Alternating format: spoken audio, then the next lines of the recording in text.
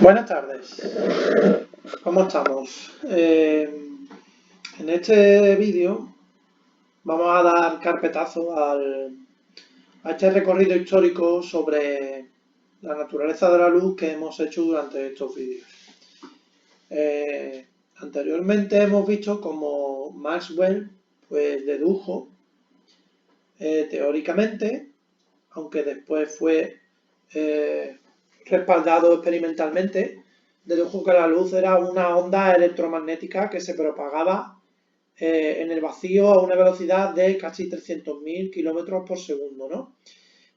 Una onda electromagnética que tiene de características pues que está compuesta por un campo eléctrico sinusoidal dado por la expresión E sub i igual a E sub 0 seno de kx menos omega t, ¿no? Que sería la de la roja, sería está en un campo eléctrico que la posición de, o mejor dicho, la cantidad de energía depende pues del tiempo, de la posición en X, y esa cantidad de energía pues va a variar en el eje Y.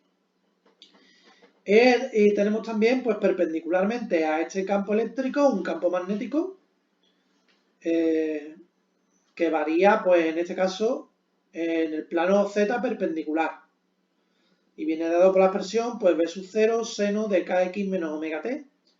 Estas ecuaciones pues se redujeron de las ecuaciones de Maxwell.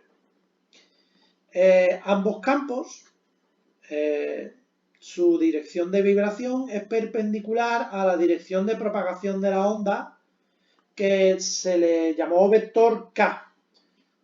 Creo recordar que este vector K tenía un nombre, no sé si era vector de Poynting, no, pero tampoco viene mucho al caso.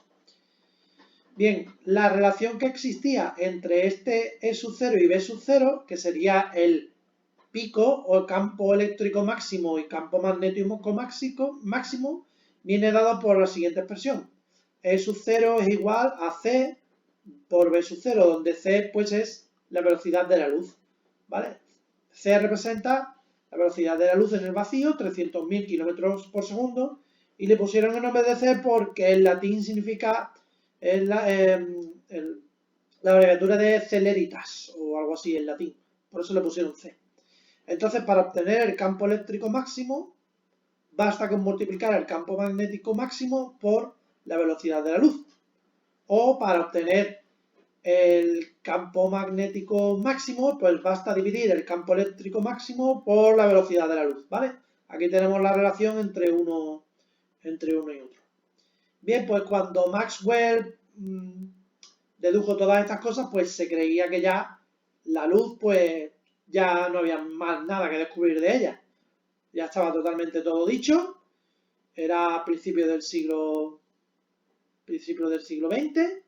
Y esta teoría pues ya era tan fuerte, era tan redundante, tan rotunda, mejor dicho, que ya se creía que se había descubierto todo sobre la luz.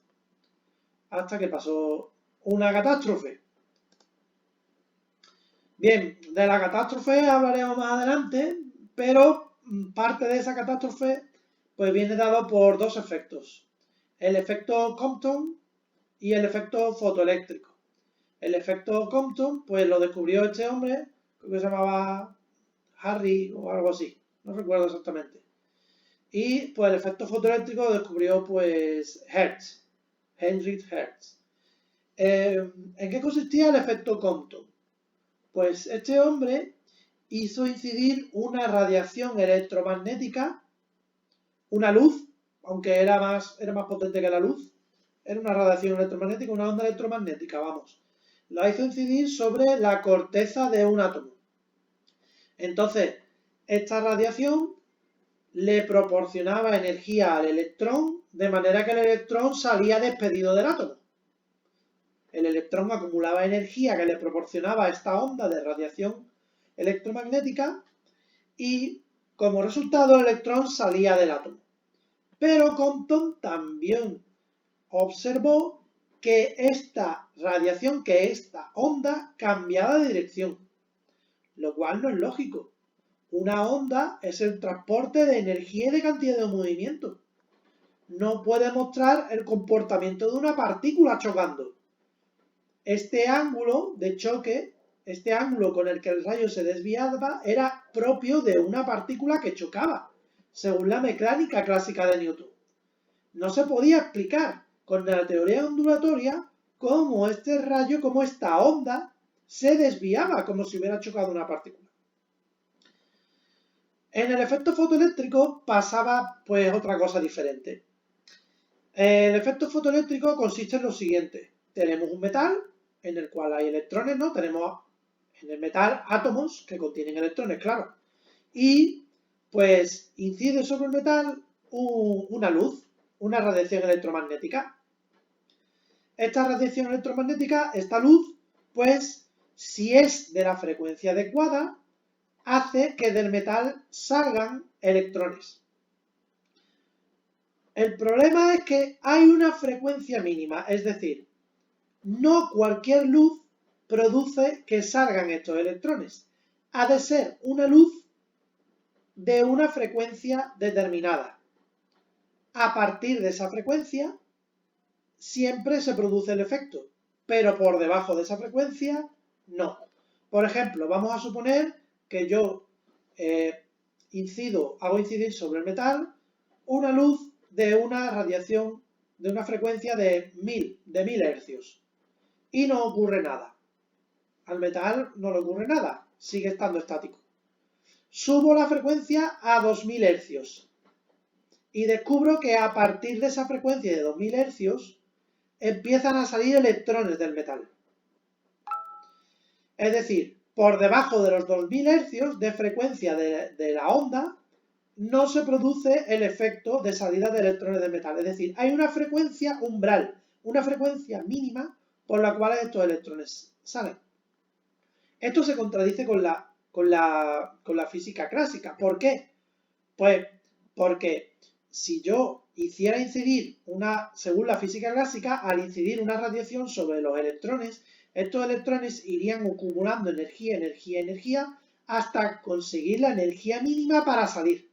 Es como si yo caliento el metal, esa temperatura del metal va a ir subiendo.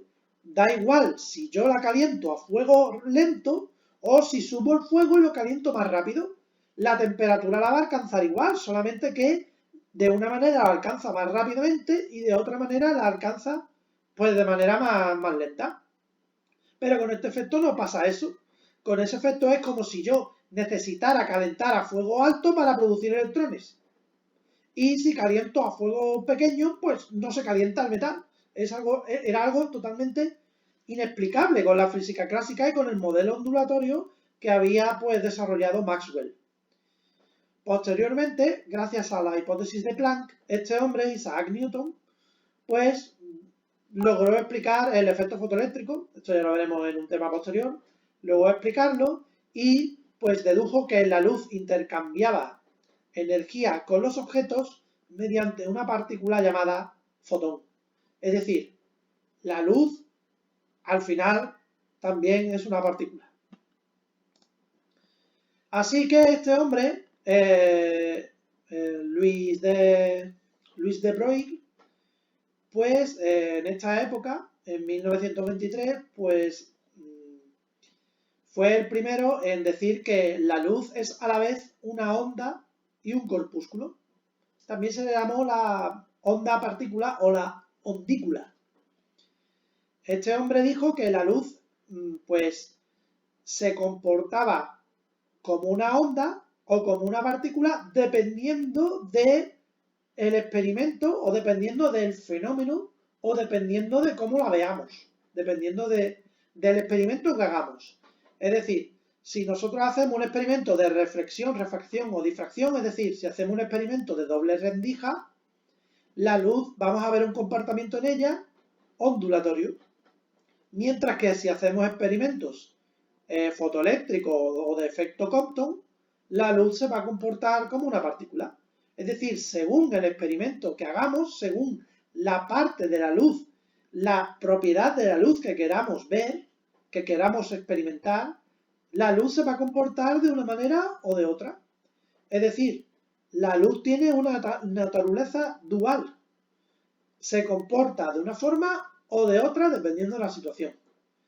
Aquí tenemos en la Wikipedia he encontrado un dibujo bastante ilustrativo de esto. La luz es el cilindro.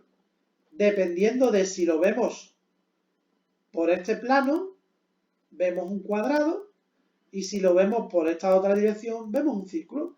Dependiendo del experimento, dependiendo de la visión que queramos tener de la luz, del fenómeno de la luz, pues veremos una característica u otra de ese fenómeno. Pero en realidad, la luz, el fenómeno de la luz, es la suma de los dos. No uno ni otro, sino las dos características, los dos extremos a la vez. ¿De acuerdo? Bueno, pues aquí finaliza lo que es este recorrido histórico por cómo el ser humano ha tratado de explicar el fenómeno de la luz.